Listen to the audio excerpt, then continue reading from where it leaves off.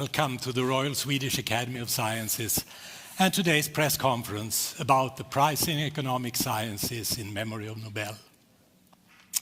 I'd like to extend a special welcome to all of you who are following this press conference on TV or on the internet. I am Göran Hansen, I'm the Secretary General of the Academy, and with me today are two members of the Academy's Prize Committee for Economic Sciences. On my right, Professor Peter Fredriksson, who is the chairman of the committee, and on my left, Professor Eva Mörk, who is also a member of the committee. The Academy met in session this morning to award the prize in economic sciences.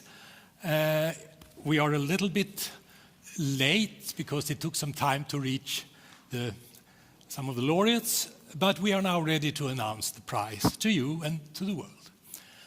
I will read the announcement in Swedish and in English. Professor Fredriksson will make some remarks on behalf of the prize committee, and Professor Mörk will tell us more about the science that is being awarded today. This year's prize is about drawing conclusions from unintended experiments. Årets pris handlar om att dra slutsatser från oplanerade experiment. Kungliga Vetenskapsakademin har idag beslutat att utdela Sveriges Riksbanks pris i ekonomisk vetenskap till Alfred Nobels minne för år 2021. Ena hälften tilldelas David Card för hans empiriska bidrag till arbetsmarknadsekonomi. Den andra hälften går gemensamt till Joshua D. Angrist och Guido W. Imbens för deras metodologiska bidrag till analysen av kausala samband. The Royal Swedish Academy of Sciences has today decided to award Sveriges Riksbank Prize in Economic Sciences in memory of Alfred Nobel, with one half to David Card for his empirical contributions to labor economics, and the other half jointly to Joshua D. Angrist and Guido W. Imbens for their methodological contributions to the analysis of causal relationships. And here we'll get some biographic data about our new laureates. David Card was born in Guelph in Canada in 1956. He received his PhD in 1983 from Princeton University in the United States, and he's currently professor of economics at the University of California at Berkeley. Joshua D. Angrist was born in 1960 in Columbus, Ohio in the United States. He also got his PhD from Princeton University in 1989, and he is now professor of economics at Massachusetts Institute of Technology in Cambridge, Massachusetts, in the US. Guido W. Imbens was born in 1963 in Eindhoven in the Netherlands. He got his PhD in 1991 from Brown University in Providence in the United States, and he is nowadays professor of applied econometrics and economics at Stanford University in the US. And with that, I'd like to ask Peter Fredriksson to make some remarks on behalf of the prize committee. Peter, please. Thank you, Göran. Uncovering causal relationships is a major challenge. This is particularly true in the social sciences, where many pressing questions cannot be answered using randomized experiments. But sometimes, nature or policy changes provide situations that resemble randomized experiments. This year's laureates have shown that such natural experiments help answer important questions for society. David Card's empirical contributions have improved our understanding of labor markets. His initial work challenged conventional wisdom, which led to new studies and additional insights. Joshua Angrist and Guido Imbens have clarified exactly what conclusions about cause and effect that can be drawn from natural experiments. Their framework for estimation, validation, and interpretation has been widely adopted in applied work. The combined contributions of the laureates have completely reshaped empirical work in the economic sciences. And therefore, our ability to answer causal questions of great importance to us all has improved tremendously. Thank you, Peter. Now I'd like to ask Eva Mörk to tell us about the research that led to today's prize. Eva, the floor is yours. Thank you, Göran. So, many important questions are about cause and effect. Will people become healthier if their income increases? How does immigration affect wages and employment in the receiving countries? Do lockdowns reduce the spread of infections? If you take a couple of minutes, you can easily come up with many more similar questions. The problem when answering these broad questions about cause and effect is that we will never know what would have happened under a different scenario. How healthy would an individual have been had their income been higher or lower? One way to draw conclusions about causal relationships is to conduct randomized experiments, where we let a random draw decide whether an individual should undergo a specific intervention or not. This method has been successfully used in, for example, medicine when developing new drugs. However, for many questions in social sciences, it's simply not possible, either for practical or ethical reasons, to conduct randomized experiments. This year's laureates have shown that it's still possible to answer these broad questions about cause and effects, and that the way to do that is to use natural experiments. A natural experiment is a policy or an event that just happens to divide individuals into a treatment and a control group, as if it was random, without the intervention of the researcher. So let me give you an example. One question that we really would like to know the answer to is, how do attending school affect learning and later outcomes? But of course, we cannot randomize and let some individuals take part in school and forbid others from going to school. So this is very difficult.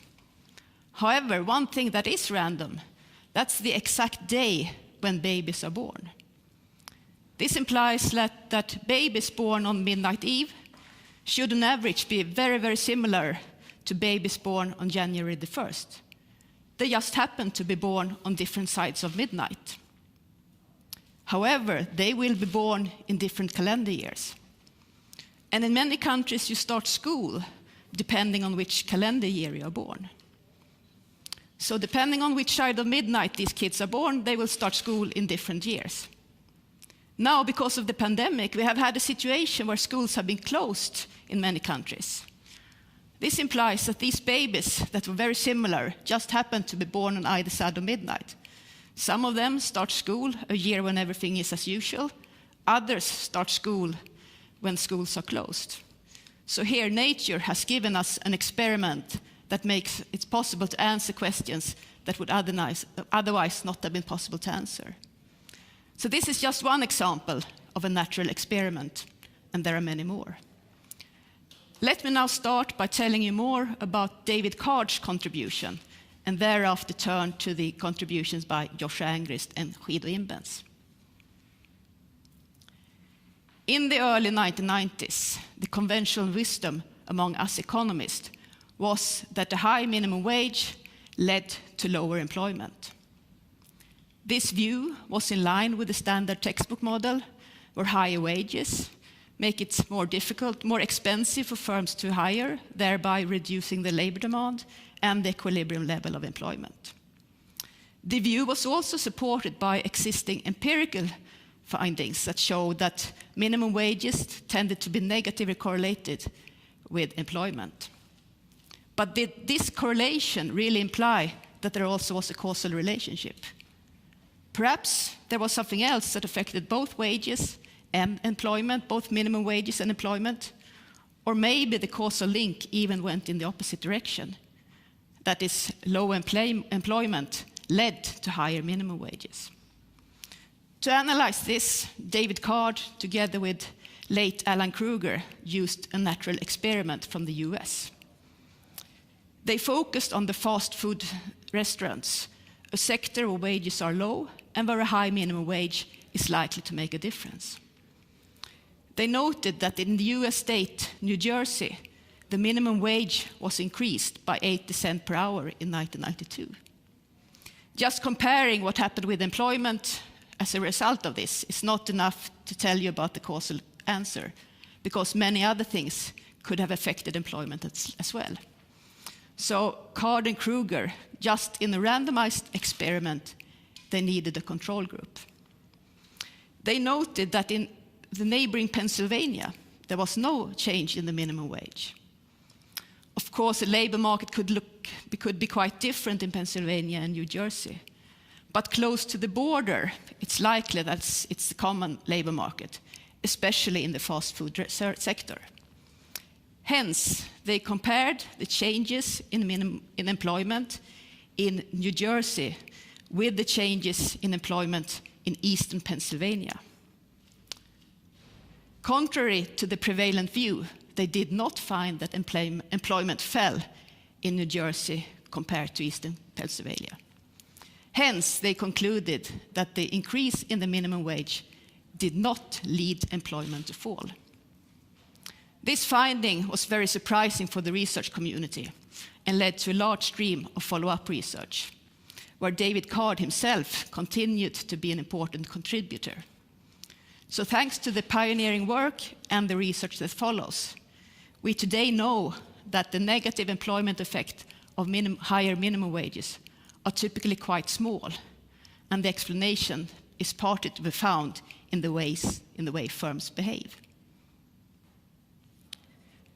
In the early 1990s, David Card also turned to another set of other questions in the labor market using natural experiments. How is the labor market affected by immigration? How do investment in school affect pupils' future earnings? Once again, correlation does not imply that there is a correlation. So, for example, looking at the first question, we know that migrants tend to locate in regions where the labor market is good. So just comparing employment and wages in regions with a lot of immigration and with a little immigration will not tell you the causal answer. Similarly, if we tend to invest more in schools where the pupil perform worse, there might even be a negative correlation between school resources and pupils' future earnings, even though there is, in fact, a causal relation. So by applying natural experiments to analyze these questions, David Card was able to come up with new and more credible answers. These answers were sometimes at odds with previous work, which led to new research. And together, we today know much more about the labor market thanks to this work.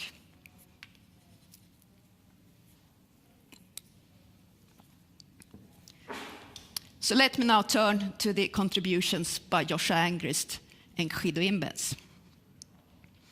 So the early applications of natural experiments raised new questions about exactly which conclusions about causality can one draw from a natural experiment. A big difference between a clinical trial and a natural experiment is that in a natural experiment, the researcher does not have full control over who really participates in an intervention. So imagine a researcher who wants to analyze how biking or cycling affects health, so the health effects of improved biking. This researcher notices that there are two very, very similar companies, closely to each other with similar employees. But in one of these companies, the employer gave its employees a bike for Christmas in order to make them commute to work by cycling. So this is a natural experiment. However, the employees who got the bike for Christmas will be very differently affected by this natural experiment. Some will now start to cycle. Some would have cycled anyway and will continue to do that. And some will still leave the bike at home and take the car. Similarly, in the control company, the company without the Christmas gift, or at least without a bike for Christmas, there will be people that cycles anyway. There will be some that would have started to cycle if they had gotten a bike, and there will be others who would still have taken the car. Even more confusing for this poor researcher is that the health effect of cycling is probably quite different for these three different types of individuals. Perhaps it's the guy who still takes the car who would have benefited the most from cycling. So how is it possible in such a setting to say anything about causal effects, and for whom? In an influential study in 1994, Joshua Angrist and Guido Imbens answered these questions. Importantly, they showed that it's still possible to estimate a well-defined causal effect of an intervention, even when the researcher cannot control who takes part in the intervention and when the effect of the intervention differs between individuals. Importantly, this effect will only be valid for those who actually change their behavior because of the natural experiment. So in our example, it will be for those who now start to cycle to work because they got a gift. This effect has been called the local average treatment effect, the LATE. The researcher will never be able to tell exactly who these people are, but it's possible to determine how large the group is and also to describe it. When deriving these key results, Angrist and Imbens also developed a transparent framework that had turned out to be extremely useful for researchers working with data and has also been widely adopted. By clarifying the underlying assumptions, this framework increased transparency in empirical work and thereby also credibility of empirical work. So, to conclude, David Card's early applications of natural experiments to important questions, together with Angrist and Imbens' methodological insights, have revolutionized empirical work in economics. They have shown that it's indeed possible to answer important questions, even when it's not possible to conduct randomized experiments. Their approach has also spread to other social sciences outside of economics. One might have thought that natural experiments, at least natural experiments that can answer important questions, would be rare. But the last 30 years of research has proven otherwise. Natural experiments are everywhere. So thanks to the contributions of the laureates, we researchers are today able to answer key questions for economic and social policy, and thereby the laureates' work has greatly benefited the society at large. Thank you. Thank you very much indeed, Eva, for that excellent presentation. Now it's time for questions, and we may have one of our new laureates with us on a phone line. Professor Imbens, are you there? Yes, I am. Thank you. Good morning. Can you hear me? Yes, I can hear you loud and clear. This is Göran Hansen, who called you, what was it, an hour ago, to give you the good news. Yes. And now we're in the midst of the press conference here in the Academy, and I'm sure the journalists have questions for you. Are you ready for them? Yes, thank you. So, who would like to start? Yes, please. David Keaton from Associated Press, I think it is. Yes, indeed, David Keaton, Associated Press. Sir, congratulations on this award. Can you tell us, maybe briefly, Thank you. what you thought when you received the prize, what you were doing, what was your initial reaction when you received this celebration today? Well, I was asleep, obviously. I was at a little after 2 o'clock here in the morning, and so we were, the whole house was asleep here. We'd had a busy weekend, kids doing all sorts of things, and so I was just absolutely stunned then to get a telephone call, and then I was just absolutely thrilled to hear the news. In particular, kind of hearing that I got to share this with Josh Angrist and David Cart, who are both very good friends of mine. Josh Angrist was actually the best man at Susan AC and my wedding, so he's a very good friend, both professional and personal. So I'm just thrilled to share the prize with both him and David. Thank you. Do we have any more questions for Professor Imbens? Yes, please, the lady over there. Thank you for the question, and congratulations on getting the award. So I'm Thank a you. reporter with Nordic Chinese Times, and my question is, what motivates you in your field of research? And if there's any advice you could give to the younger generation of researchers, or just young people who are interested in economics? Thank you. Yeah, I mean, economics is a really interesting discipline these days, where you can look at so many questions and look at it so many different ways. There are obviously so many things we don't really fully understand, where people are still doing research, and that it includes lots of questions about causality, but just in general questions about economic policy. And economics tends to be a very good discipline for allowing people to pursue questions that are quite broad and quite whatever they're interested in.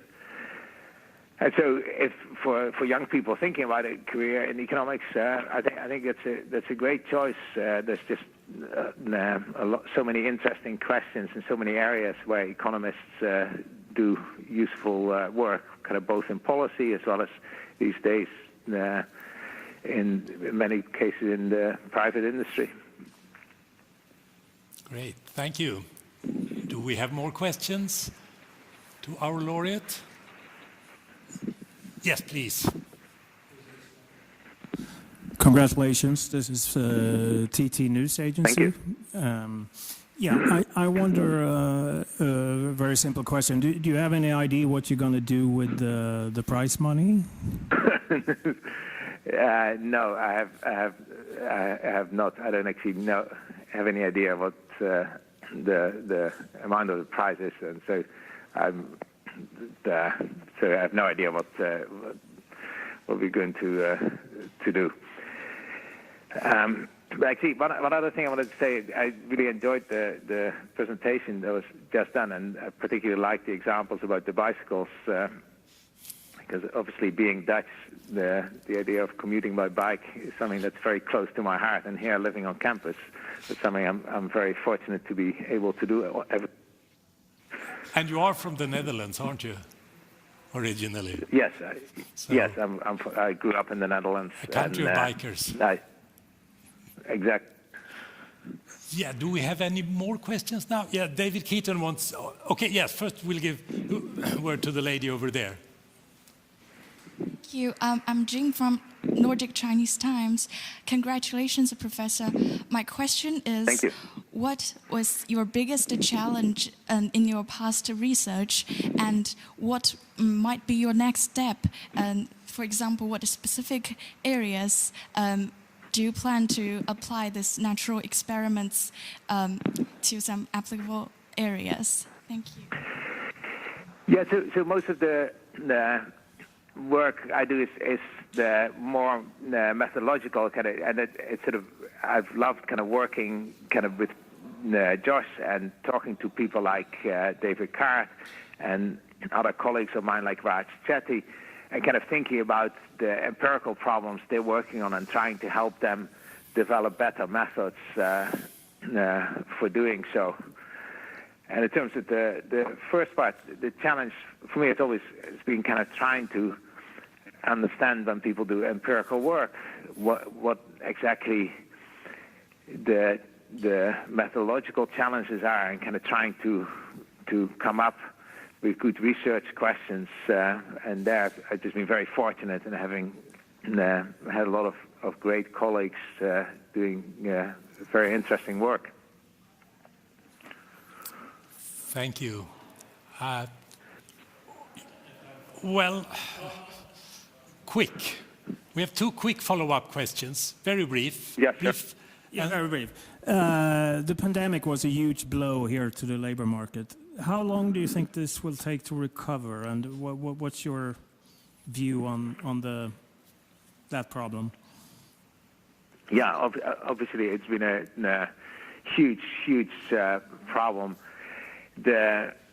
I think the biggest challenge is been that the problem has been so unequal for different parts of the population.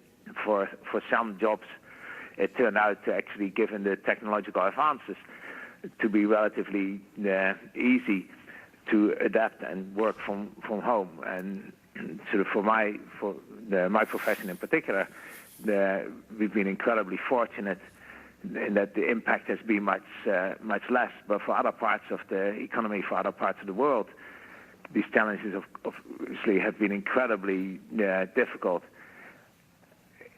I'm not an expert kind of on exactly how quickly we're going to be able to adapt and get out of the problems related to the pandemic.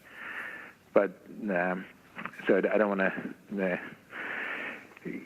say anything there. But I think a particular challenge is how unequal the impact has been in different parts of the population as well as different parts of the world. Indeed, I'm sure that's a question that all of us will come back to in the near future. A quick question, again, from David Keaton of Associated Press. Thank you. Very briefly, the world of science has decades of time now to integrate your research into their natural experiments and sort of nuancing the difference between correlation and causality. However, among the general public, specifically when we talk about themes like minimum wage, immigration, these are, as well as being economic issues, they also very strong political points, specifically in the United States. How do you believe that your science and your research can help nuance and educate the general debate in America around the minimum wage and about immigration?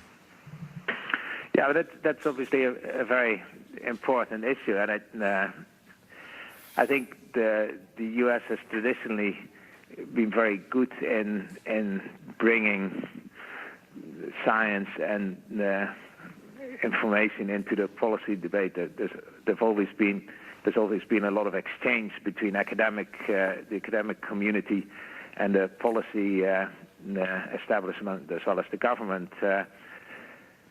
And so that's been more of a challenge in recent years. But I hope, and I think sort of at various parts of the government, people do pay attention to the work that's being done in economics on these questions. And I think David Card and Alan Kruger's work on the minimum wage was certainly featured prominently in the policy debates in the 90s, very quickly after that was published. Thank you very much, Professor Imbens. I'm afraid we'll have to move on. So thank you for being with us also at this press conference. And again, warmest congratulations to your prize. Thank you. Bye-bye. I'm absolutely... Bye. Bye.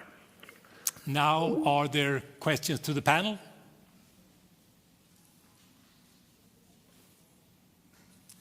No questions to the panel as far as I can see. Then it's time to move on to individual interviews with experts. But before we do that, allow me to add a personal comment. This was my last Nobel announcement after 12 years, 24 press conferences, and 67 phone calls to prize winners. It's been an exciting journey and a great privilege. And I'm grateful to my co-workers and my collaborators, and also to you, ladies and gentlemen of the media, for a very stimulating dialogue. Thank you very much.